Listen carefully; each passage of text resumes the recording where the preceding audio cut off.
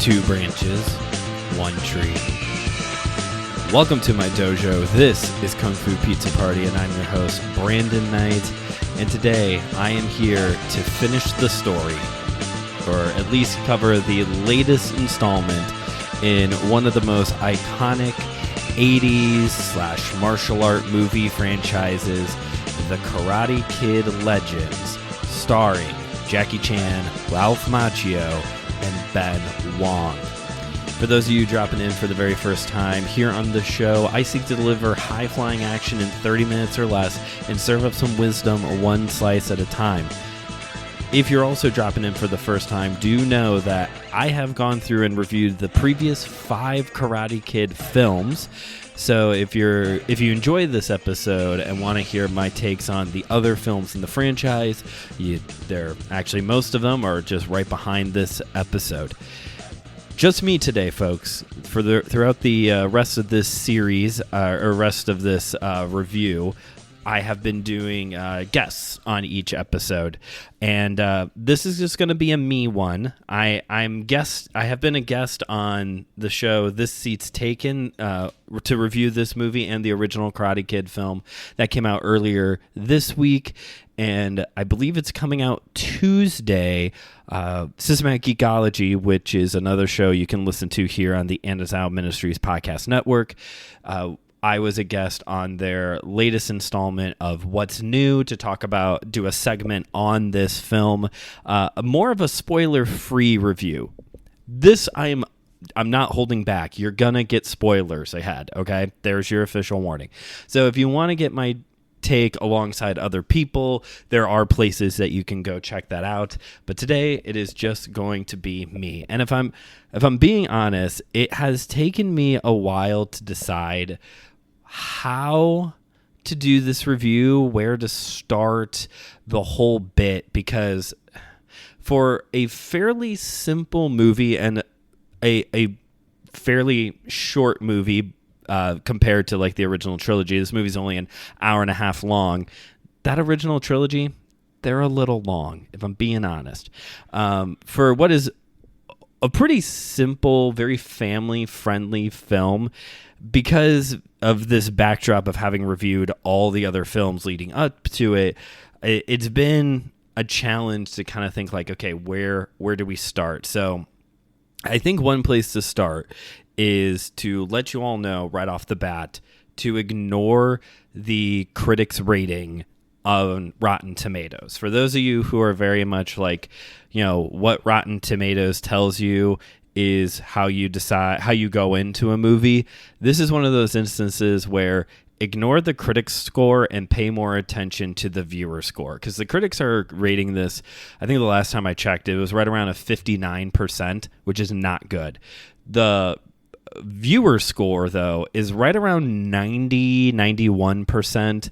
And granted, I'm a viewer. I'm not really a film critic, just so that way everyone's clear.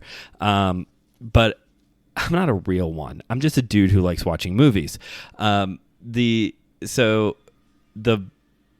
one of those instances where I think, even though I am a viewer, that kind of like, it's a solid movie is a better take than the, again, what the critics are rating. I don't really understand what it is that they're not really liking about this movie. I did see some people point to a lack of originality here. I don't necessarily agree with that. As it has been firmly established, we are 6 movies in now. There are tropes. And this is the 3rd attempt to reboot this franchise now. And so, yes, there are moments where this movie plays it safe. This movie leans into established tropes, but just like the other 2 reboots, the other 2 remakes, there are instances where the trope is being changed in a way that you can recognize what should happen, but you see what they're doing differently here. And I don't see what the problem is there. I would also say, given the fact that Mr. Miyagi is like the king of one-liners, especially in that original trilogy, I will tell you this. I think this is the funniest one in the franchise. And that's not a it's so bad it's good, it's so bad it's funny kind of way, like how Christian Ashley was talking about the next Karate Kid. Like, no, I think this movie is genuinely the funniest movie in the franchise. So a couple just like good disclaimers to get us started here as I talk about this movie. One of the things, as we talked about in the last review, talking about the 2010 Karate Kid, the second attempt to reboot this franchise, but in its own separate continuity completely, one thing that was brought up is how this movie is now going to retcon a lot of what happened in that film and to bring it into the Ralph Macchio verse of Karate Kid. And that was kind of implied a little bit in the trailers and leading up to the movie. But the question has always been how. And it's kind of teased a little bit that Mr. Miyagi and Mr. Han, Jackie Chan's character, are old friends. But they actually establish this connection and do it very easily and very simply within the first 4 minutes of this movie. So, like a classic Karate Kid sequel, this movie opens with a flashback, with a recap, this time going back to the Karate Kid Part 2, the scene where Daniel walks in on Mr. Miyagi. They're already in Okinawa, and he walks in on him practicing the Miyagi family kata, and Mr. Miyagi goes on to explain how their family were, they passed down both fishing and also their family karate, and it goes back several generations, started with his whatever it is, great-great-grandfather or whatever the number would be, and who at one point in time, he fell asleep on his fishing boat just off the coast of Okinawa, and when he woke up, he was off the coast of Beijing or China or something along those lines. That is the scene. It then cuts to an animated sequence where it then shows and is continued to be narrated by something that sounds like Pat Morita's voice. I don't know if it's AI or it's not archival, stuff they didn't use. I can guarantee that, but it sounds like Mr. Miyagi. He goes on to narrate this animated sequence that explains that he was rescued. The ancestor was rescued off the coast of Beijing. He was taught this family that rescued him taught him their kung fu, which he then took back to Okinawa and developed into Miyagi family karate. And guess what? Guess who the family was? That's right, the Han family, which is interesting now how twice, even though we're retconning this a little bit, twice the Miyagis are saved by somebody, and then a martial art lineage is developed through it. So in this case, he is saved by the Hans, and they teach him their kung fu, and that goes on to create Miyagi-Do karate. In the next Karate Kid, Mr. Miyagi is saved by Julie's grandfather during World War II, and as a way to say thank you, Mr. Miyagi teaches him Miyagi-Do karate, which eventually gets passed down to Julie. So you do get this interesting, bridging point here of martial art lineages being passed down as a way to say thank you for things or because of circumstances. Anyway, so that is the first very easily connecting point here between the two universes. Now we have grafted the two together, and again, almost seamlessly. It was very simple. As opposed to the next retcon, which almost happens immediately afterwards, where we are now in the present day. It is Beijing, China, and we are at Jackie Chan, Mr. Han's Kung Fu school. and it's big, and he has a lot of students. And oh, by the way, the mustache is gone, and so is the dark, withdrawn Jackie Chan, and we are back to standard issue jovial Jackie Chan, which is fine, but obviously, as I'm jokingly referring to here, big tonal shift away from the Mr. Han of the 2010 Karate Kid, which it has been 15 years, so I guess it's not implausible that Mr. Han has opened up. He's a friendlier guy now, and he opened up a kung fu school, and it has really taken off. I mean, his kid did win whatever their tournament thing was called. So I guess all of it isn't implausible, but it definitely is a big shift from the tone that is presented in the Karate Kid 2010. And yes, Jack It On, Jack It Off is brought back in, and that's about it. There's no really other connecting points to this movie. Jaden Smith does not show up at all in this movie, and neither does I said, I think it was in the last review, how I thought it would be, maybe Hilary Swank will show up here at the end. No, she does not show up either. There is a surprise cameo, though, at the end of the movie. Nothing too drastic, but it's not either one of them. So, but this whole connecting point here, going back a little bit, and especially how Grandpa Miyagi learns kung fu from Grandpa Han, and that's how it comes to Japan, and we get the karate started.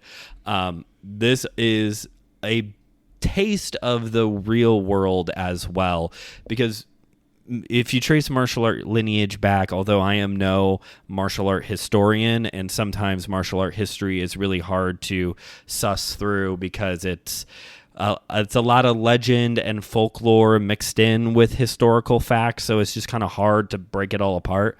But basically, Kung Fu migrated from China to Japan, and over time it was modified and taught to suit their needs, and that's how karate, Okinawan karate, got started. So there is a little bit of a history lesson going on here. It's a little bit historical, and again goes back to this reoccurring line that keeps happening of two branches, one tree. Kung Fu and karate, although how they are implemented and how they are implemented, how they are viewed are two very different things. They do share a common history as well. We're then introduced to this film's Karate Kid, Li Fong. He is a student at Mr. Han's school. He's played by Ben Wang. And this is when the movie proper begins, because who would have thought his mom got a new job. She's a medical professional, and she's being transferred from Beijing to New York. Apparently wherever the Mets are at in New York, because there's a lot of Mets stuff being showcased in this movie. So yeah, they're moving all the way. That's a big move.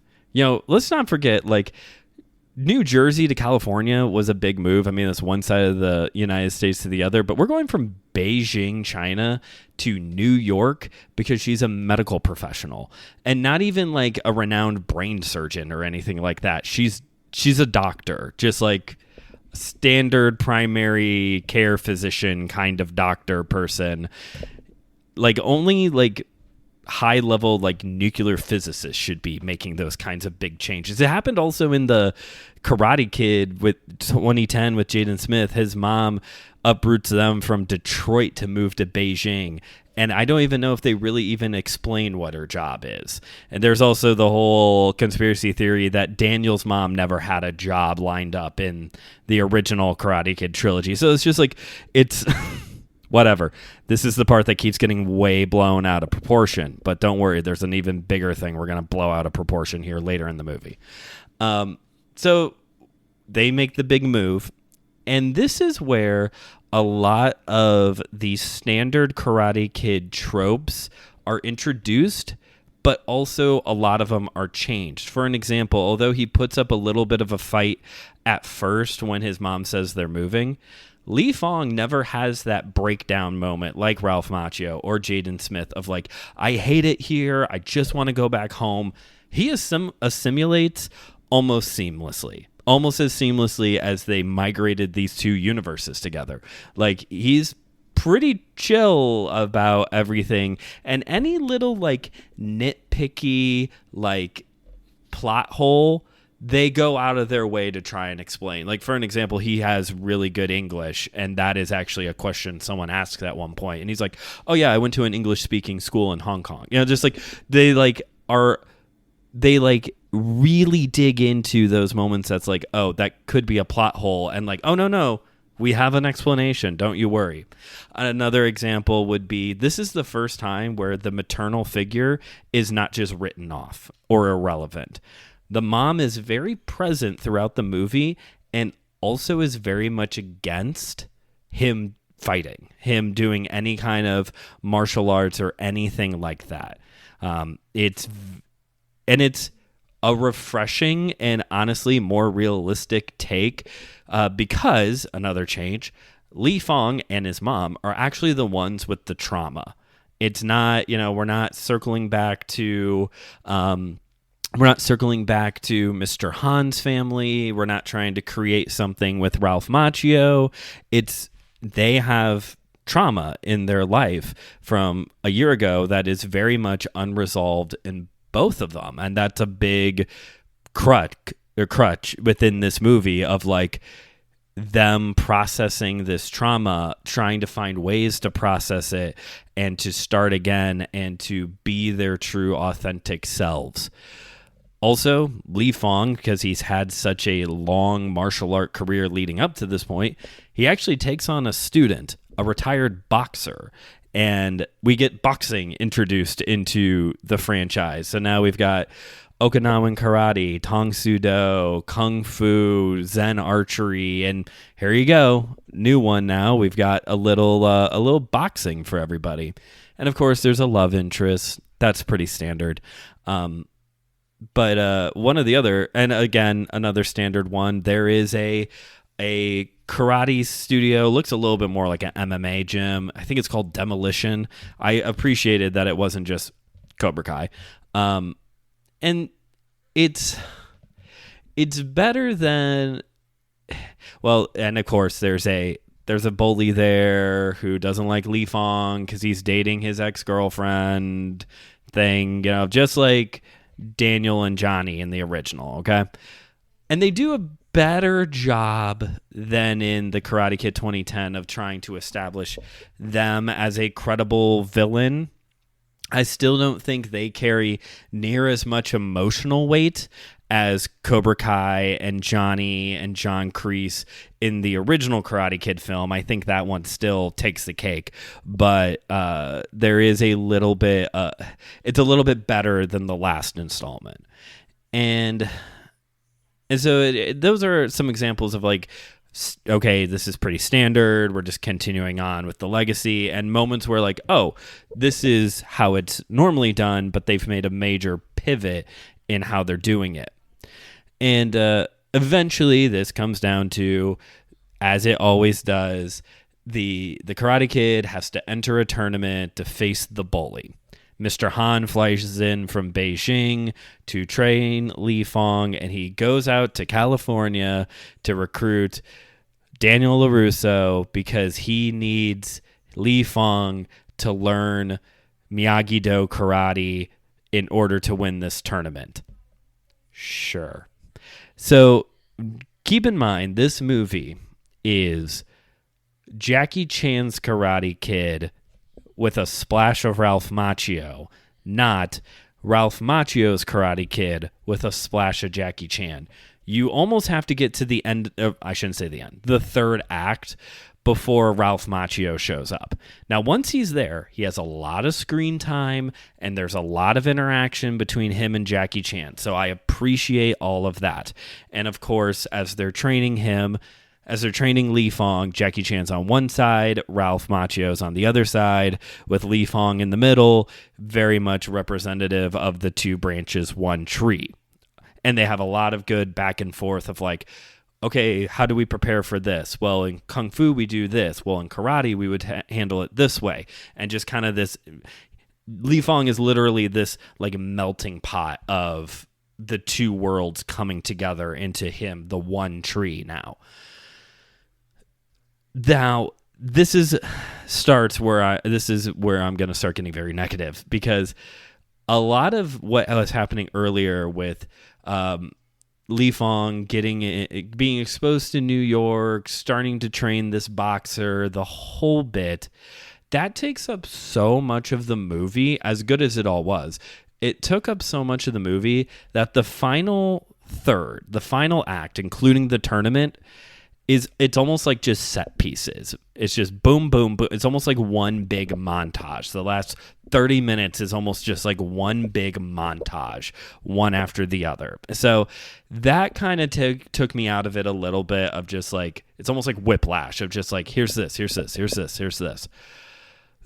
The other big thing is, of course, the tournament, because it wouldn't be a Karate Kid movie if we got to the tournament and the wheels didn't fly off this thing. It's called the Five Boroughs. It takes place in the five boroughs of New York. Okay, I'm still with you. It's a street fight. First to 8 or knockout wins. You do not reset after each point. You just keep going. And by the way, the championship match takes place on top of a skyscraper. Look, I've never competed in a big city tournament. It's always been like local, suburban tournaments. That's not how anything works. Nobody does that. What is this, a Street Fighter movie? Like, and it not only does it happen in the street, but some of these people in the tournament, their names are like, what are you, video game characters in Mortal Kombat? Like, what are these names? Buddha Smith and others, and they're not nicknames either. It's just like, what is this? It just flies off the rails a little bit with that part. The combat's fairly grounded. It's better than in the Karate Kid 2010, where it was very thematic. But and I forgot to mention, there's a $50,000 grand prize, whoever wins. I don't know how. It's never explained who's sponsoring this thing. I guess it's the Demolition Dojo, because they're also loan sharks. Apparently, that's why the retired boxer has to get back into boxing, because he took a loan out from them. That was a part that was like, sure, interesting, why not? Who's he with? Okay, proceed. So it's like, it just flies off the rails. That being said, we are going to step back into reality. Well, there goes gravity. We're going to step back to reality a little bit here with how Li Fong wins the tournament. I will say, they worked me a little bit, because there is a moment where it looks like he is going to lose, and it was believable because they had changed so many other things leading up to this point that I was like, oh, well, maybe he does lose. Maybe he's the first one to lose the final fight. We haven't had that yet. But earlier in the movie, he used one of these ridiculous trick kicks that's, cheat 720. I forgot what fancy name they gave it to. A lot of rotations and a lot of big air. And he uses it in a fight at the school against the bully, and the bully easily counters it because, spoiler, it's super predictable where this kick is landing. So he just easily counters it. So Jackie Chan and Ralph Macchio's strategy is, okay, we'll counter the counter in an even simpler way. So he does the kick, learns how to duck, and just wins simply with like a basic strike. It's so like it was very good. It was very smart to have this like big thematic thing, but then to actually win, as Josh and I were talking about with the Karate Kid 2010, actually then to win in a simple fashion, because that again kind of shows the two branches, one tree element of karate is flashy because of how it's a strong style. So you get like these heavy blows, very simple heavy blows. Kung Fu's, fun to watch because it's fluid and graceful and multiple strikes. And you see them both together here in the way that Li Fong eventually wins the tournament with basically the fanciest feint in history of this ginormous trick kick, and then just a simple strike to win. It's really good. It's no notes beyond that. It's stroke of genius there. I am almost out of time, and I am not getting another challenge. I have so many challenges to get caught up on. So if you want some more of my thoughts on all of this, then definitely check out This Seat's Taken and Systematic Egology, where we talk about this and other factors within the film. But I can't let you go without giving you the final standing. So here we go. I would rank the Karate Kid films in this order. The Karate Kid, The Karate Kid Part 2, Karate Kid Legends, The Karate Kid 2010, The Next Karate Kid, and The Karate Kid Part 3. You can come for me in the comments that I put The Karate Kid Part 3 at the bottom and not The Karate Kid, or the Next Karate Kid, excuse me. Yeah, you can come for me in the comments. I know it's a bad take. We're all allowed to have one. We're all allowed to have one bad take. But in the end, the Karate Kid Part 3 is just, it's too cheesy 80s. I know the rest of the original trilogy is very 80s, but it's like too 80s. And a lot of that has to do with Terry Silver. Okay? I'm done. I'm done trying to defend the fact that I think that is the weakest link. I don't think it's bad. I actually don't think any of these movies are bad. I just think that is the weakest one in the lineup. But I think we're going to draw this to a close. We've done it. I have reviewed all of them. I feel like I actually accomplished something. The show hasn't even been around a year yet, and I've gotten through all 6 of these films. Good Lord. Thank you for listening to today's episode. If you haven't yet already, please rate and review this show wherever you get your podcast. Pass this episode along to a friend. Please check out those other episodes as well. Support my friends. These are my friends. Their shows as well. So please check those out. You can listen to my voice some more. And check out the other great shows here on the And Is Out Ministries podcast network. And we're not going to turn right around and do this next week, but with Karate Kid Legends now in our rearview mirror, we may set our sights now on the next big martial art movie of this year, Mortal Kombat 2, starring, unfortunately, Carl Urban. It should be Jean-Claude Van Damme. I'm already going to be a little bit negative. Sorry. But we'll just see how we're going to build to that next. That's our next big build, and I have a lot of fun ideas on how we're going to build towards Mortal Kombat 2. But this has been Kung Fu Pizza Party, and I've been your host, Brandon Knight, delivering high-flying action, indeed in 30 minutes or less, and serving up wisdom one slice at a time.